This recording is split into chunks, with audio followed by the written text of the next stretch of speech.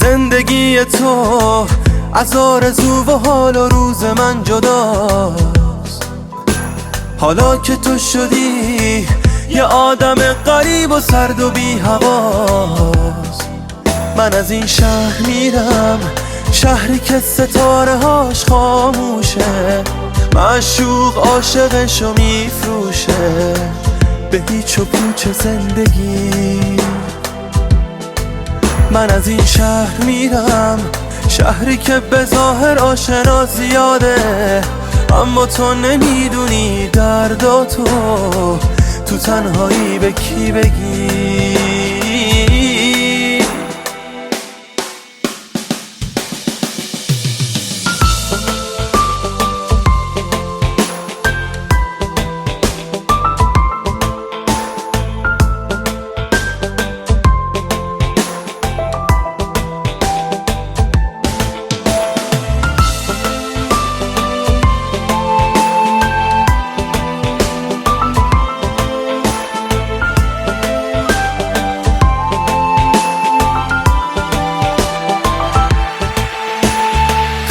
از عروسکا تو لباس آدما، تنها و بی صدا گم میشم تو جاده ها، میرم بی خداحافظی، بی امید و بی هوا، از هوای تو جدا، دنبال ستاره ها به سمت ناکجا، میرم بی خداحافظی.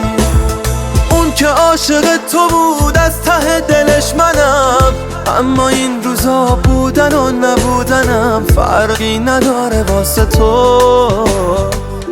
رنگ شب شدی یادت رفته نور، هر چراغ روشنی حتی از راه دور پرت میکنه حواس تو.